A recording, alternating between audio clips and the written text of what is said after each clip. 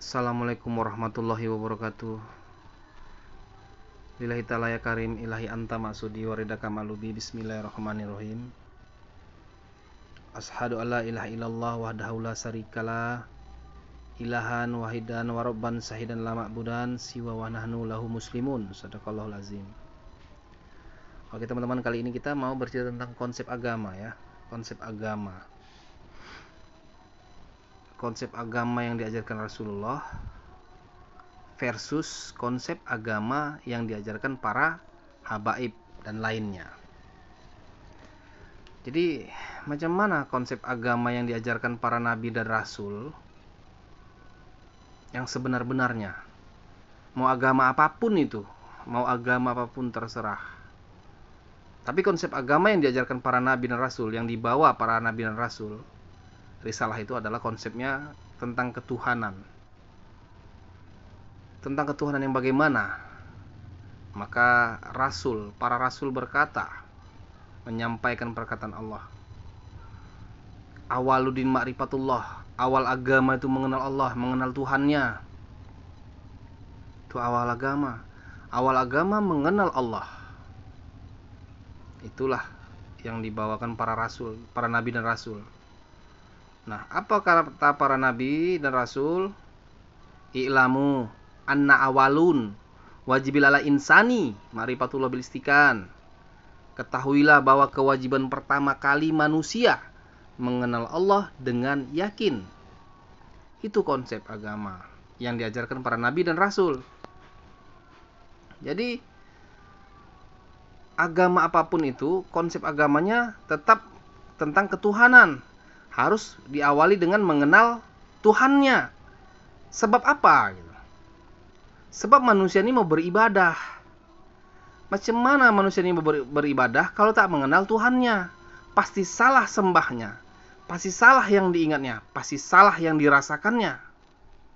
Itulah konsep agama. Mau agama apapun itu. Karena semua beribadah. Ya, walaupun ini batasan, ini semuanya kan masing-masing ya, masing-masing menemukan jalan hidupnya ya. La ikraha fiddin kata Allah, tidak ada paksaan dalam agama. Tapi intinya kita hanya bercerita tentang konsep. Cerita tentang konsep agama yang itu masuk akal. Jadi konsep agama yang dibawakan para rasul, para nabi dan rasul itu adalah awaluddin ma'rifatullah, awal agama mengenal Allah. Awal agama itu mengenal Allah. Karena kalau kita nggak kenal Allah, macam mana kita menyembah Tuhan kita, mengingat Tuhan kita, merasakan Tuhan kita di dalam beribadah, di dalam setiap hari, waktu duduk, berdiri, berbaring, kapan dan di mana saja berada. Karena kita mengingat Allah, mengingat Tuhan, mengingat nama Tuhan, itu harus setiap detik kita ingat, kita rasakan, tidak boleh lupa-lupa. Karena satu detik kita lupa, setan akan menelan hati kita. Jadi harus mengingat Allah, mengingat nama Tuhannya setiap detik, setiap waktu. Uzkurullah zikron kasiron wa qiyama wa qu'udan wa junubikum. Ingat Allah waktu duduk, waktu berdiri, waktu berbaring, kapan dan di mana saja berada. Itulah konsep. Dan itu perintah.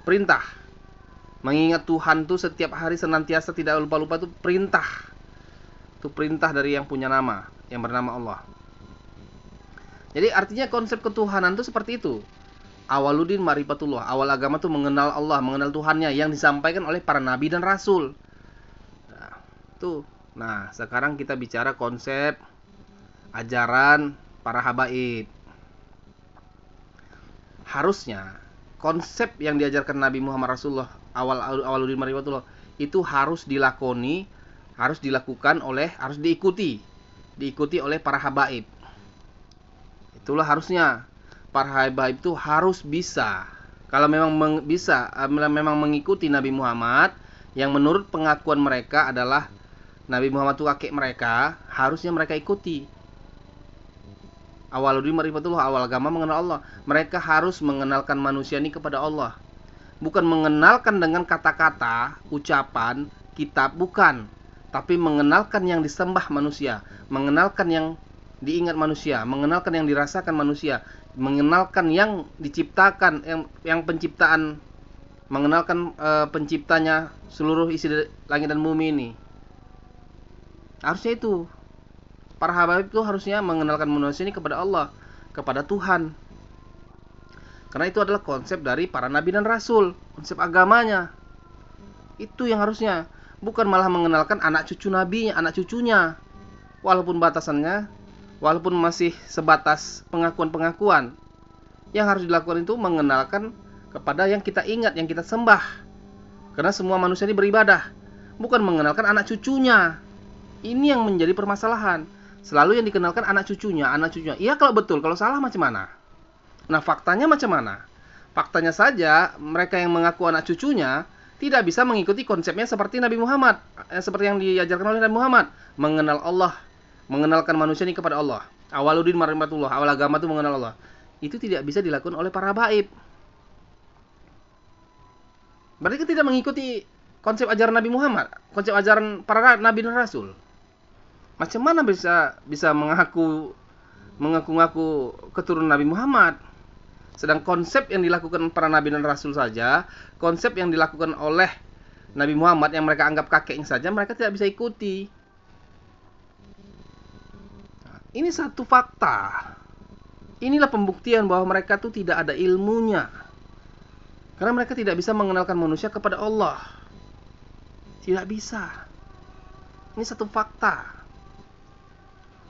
Boleh cari di mana saja, kitab apa saja, para nabi dan rasul itu selalu mengajarkan awaluddin ma'rifatullah, awal agama itu mengenal Allah, mengenal Tuhannya. Bukan mengenal anak cucunya. Bukan mengenalkan anak cucu yang mengaku-ngaku. Bukan. Ini fakta loh, realita.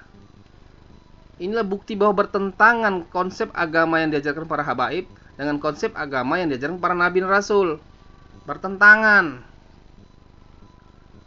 Maka banyak penyimpangan-penyimpangan. Oke teman-teman ya, ini kita masih sebatas cerita konsep agama. Ya, mudah-mudahan bisa membuka akal sehat kita lah. Tetap kita sampaikan, walaupun apapun yang terjadi, kita hanya menyampaikan sebatas yang kita pahami dengan sebuah kebenaran. Bukan kita merasa benar, kita juga manusia pendosa. Tapi ketika bertentangan dengan ucapan Allah dan Rasul, kita akan tentang siapapun orangnya. Sekian, terima kasih. Mohon maaf lahir batin. Billahi taufiq wal hidayah. Assalamualaikum warahmatullahi wabarakatuh.